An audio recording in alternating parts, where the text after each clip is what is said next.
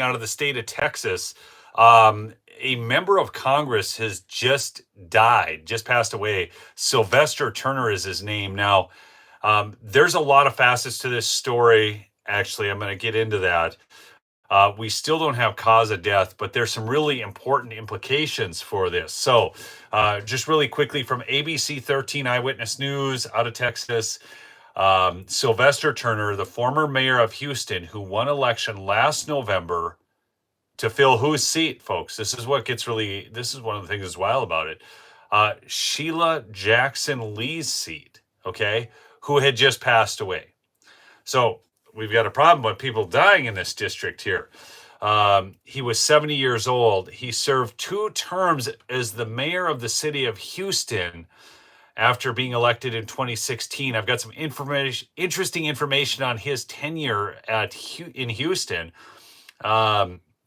His tenure ended last January. 10 months later, he ran to fill the seat once held by Lee, who died of pancreatic cancer in July of 2024. Now, this guy had cancer, but here's the thing. I got a picture of him. He was at least around during the day. I don't know if he actually made the event, but he had somebody with him to go. So I'll just show you. This is a picture of him earlier in the day, just yesterday, and he was bringing somebody to President Trump's address, okay? And I'll give you, he posted this actually, and he said, "Meet Angela Hernandez, my guest tonight at the joint address to Congress. She's from the 18th District in Houston, Texas, and came to advocate for Medicaid services that are vital to her 2-year-old daughter, Bailey, who has a rare genetic disorder." So he had somebody going to the joint address with him, and now he's dead. Okay, so first off, if you're out there, live like you were dying, because man knows not his time. Okay, you could literally pass away today due to unforeseen circumstances. Now, he actually had cancer, but I'm just telling you, people, listen to me on this. Your life is not your own. It can end. You can be here today and gone in the next second. Okay? This is not a game. This is not a dress rehearsal. This is your life. Okay? So let me just get that out there for y'all. Okay, but anyhow, so he was talking about the person he was bringing last night. Now, here's the interesting thing. As mayor of Houston, he didn't do such a great job, and I'll get into that. But the other thing is, this opens up a seat in Congress.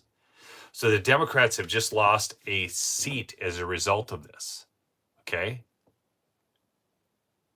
I mean,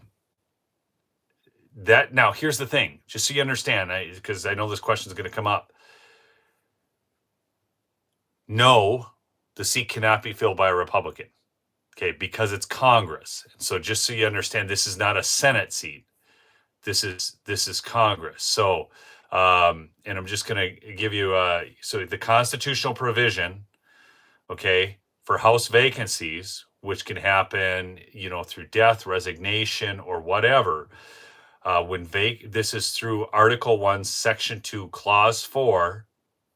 When vacancies happen in the representation from any state, the executive authority thereof shall issue writs of election to fill such vacancies. So state governors would be the executive authority of the state. They're authorized to issue orders for a special election. And then in the U.S. Senate, of course, there's no provision made for that. So oftentimes, the governor will just appoint the interim representative, who will then typically run in the next election. Do me a favor, smash that like, do chat in with where you're from. So this is, so just here, I'm going to give you some more information on the scheduling of special elections, because this is big. So now the Democrats are down another seat, the resistance. And this guy, believe you me, was definitely part of the resistance. So I'll get into his background here, but U.S. Code 2 authorizes state legislatures to provide for scheduling of the special elections to fill House vacancies. The time for holding elections in any state, district, or territory for a representative to fill a vacancy whether such vacancy is caused by death, resignation, or incapacity of person elected, may be prescribed by the laws of the several states and territories, respectively. So, responsibility for ordering the election is thus vested in governors of the states, and scheduling is prescribed in state law. Once a vacancy has occurred, most state laws set a window of time. Or I don't know what that window of time is in Texas, but there's some general rules here. Or prescribe exact number of days before the vacancy occurs in which nomination procedures begin. The special election must be held. In the 118th Congress, 11 special elections were held to select successors for vacant House seats. These special elections were held on average 120 days after the vacancy occurred, the range being 67 to 195 days. So the Democrats are down another seat now as a result of this. Again, I understand this guy's family is grieving and all of that. I'm not his fan, but God rest his soul. I hope, he came to knowledge of the Lord. I really do. Okay. But that being said, I'll give you some information on this guy. Now, the Republicans need to go all in on this. So with Sylvester Turner's death, you need to and I'm going to give you it here. I'm going all over the place. I'm sorry, but here's the numbers out of that district to give you just how big of an uphill battle this is. But I really believe that Trump might be the one person who could do it. I think he needs to go down to Houston and campaign for a Republican to replace Sylvester Turner. And he needs to do it with some sort of a unity party type candidate. Okay. So here we go. So in 2008, Obama won the election in that district, 73-26. In 2012, it was 73-27 Obama. So again, this is very blue. For governor, again, all these numbers. In fact, the only person to get below 70% from the year 2008 to 2024 in this district around Houston, Texas, okay? Again, this is Texas 18th congressional district. Guess who it was? Guess who is the only Democrat to get below 70% of the vote in the 18th district in Texas? There's only one. I think somebody just got it. Let me just scroll back up here. Coma or Kalama. I'm not sure how we say that. It was Kamala. Yes. Kamala Harris was the only one to not pick up 70%. So Donald Trump so far has done the best of anybody. In fact, according to their numbers, Harris did 5% worse than Joe Biden. So I think Donald Trump needs to go all in on the 18th congressional district. This would be the most resounding defeat the Democrats have ever faced if you can pick up this district. You guys all with me? I'm serious about this. I know I sound crazy. I know it's Houston, Texas. I know all of these things. I think he needs to find the best candidate to win that district, promote them, and go down there and hold rallies. Who's with me on this idea? I'm serious. If you can win a 75-25 district like this, you can win any district in the country. You with me? I mean, seriously, who's with me on this idea? I think if Donald Trump does, I think Donald Trump is the one person who could pull this off. And if you pull this off, you are going to demoralize the Democrats more than they've ever been demoralized in their life. And this guy was no great man. So here, I'm going to give you a little bit. So this article from November 19th of 2023, a brutal week for Houston's outgoing mayor. What's your point? The revelation that the mayor attempted to stick the taxpayer-funded Houston First Corporation with $124,000, the cost of his legacy book. Okay? Our own Fox 26 contributor, Bill King, caught wind of what he described as a vanity volume and raised a very big, very public red flag. Less than 24 hours later, and Houston First Chairman David Mintzberg announced the organization would not pay for the book in large part because funds raised for the State of the City tribute luncheon had run dry, which leads us to Exhibit B, Turner's openly hostile and unhinged treatment of investigative reporter Amy Davis. I respect my colleague, Amy Davis. She has always practiced journalism with integrity and courage, consistently unafraid to ask tough but fair questions. This exchange does not reflect well on the mayor. This by Greg Grugan of Fox 26 in Houston. I'll give you another one. This out of Houston Public Media. Houston housing director fired after accusing Sylvester Turner of awarding $15 million to favored developer. Okay. The former director accused the Turner administration of favoring an unaffordable housing developer in a process to secure $15 million in federal disaster recovery funding meant to replace housing lost during Hurricane Harvey. Okay. So Sylvester fired Tom McCasland on Tuesday, just hours after McCasland accused the mayor of running a predetermined process to allocate $15 million in federal Hurricane Harvey relief funds to a favored developer. So here you go. You got another Democrat mayor. He's soft on crime. He's corrupt as all get out. He wins the seat. Now what needs to be done is to further expose that corruption to the residents of Houston and that area that he represents, which is an urban ring right around Houston. Trump needs to go down there and talk about what he can do to make America great again for all people. We win this seat, and you are going to see epic tears like you have never seen before in the Democrat Party. I'm going to see if I can get an update on his death, because we still don't have a cause of death. Now, he did have cancer. Again, he was in Congress yesterday with somebody to attend the joint sessions. Again, this is replacing Sheila Jackson Lee. There he is with his guest tonight. Again, this was posted 14 hours ago. We're at 9:37, and so let's just call it 10. Let's go back 14 hours. 10, 6 o'clock. He posted this right outside of his office. This video with Hernandez was right outside of his office. So just across the street from the Capitol.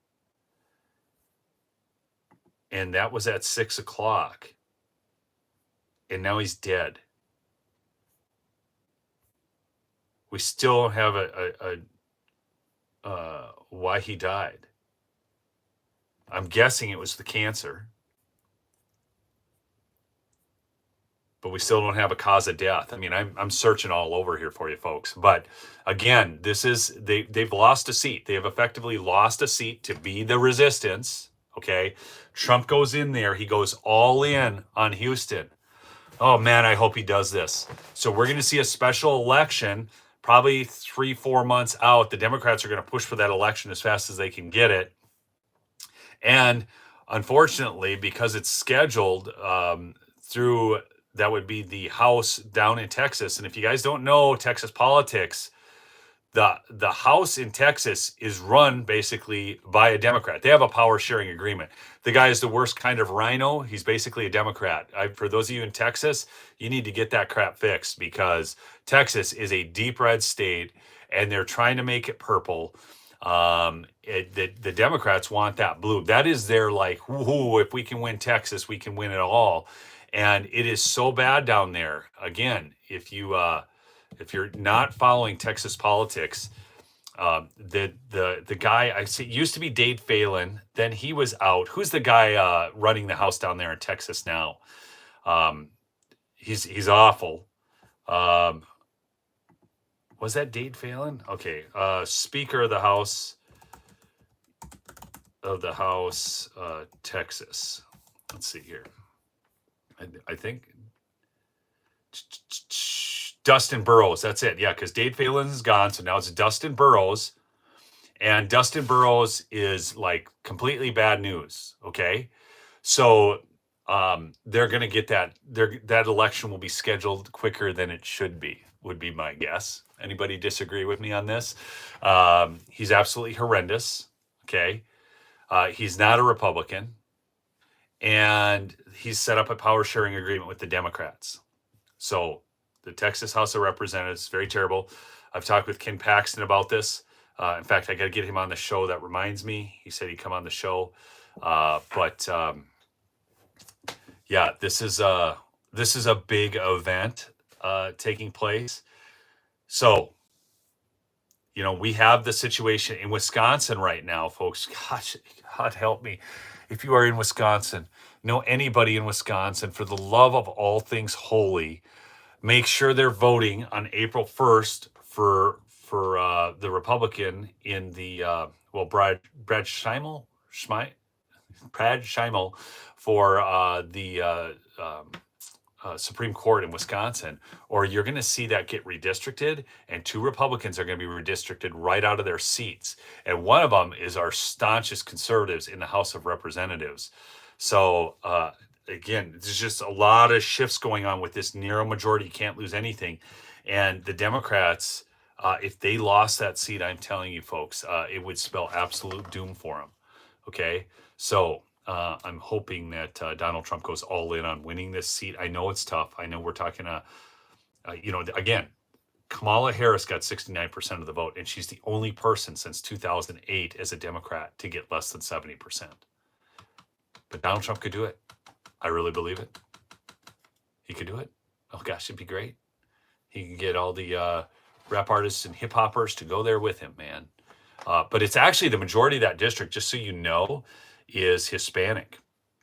It is 43.4% Hispanic, 32.2% Black, 16.7% white, 4.9% Asian.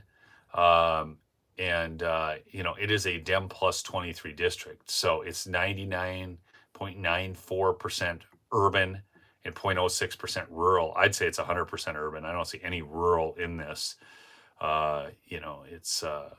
It's a weird looking district, man. This is like some sort of gerrymandered district. Check that out. There's the district. So, anyways, it's big news, folks. So, again, if you just jumped on the stream, it's Sylvester Turner, former mayor of Houston, dead. He was a member of Congress. He was at Congress. I mean, he shot a video outside of his office at 6 o'clock last night, and now he's dead. So, again, I just encourage you all, live like you were dying, to the old Tim McGraw song, because it could happen at any time. Man knows not his time. Knows not his time. Make sure you know the Lord. It's very sobering, really, when people die like that. So, anyways, keep fighting the good fight, folks. I just wanted to get that news out to you quick. All right? Peace out.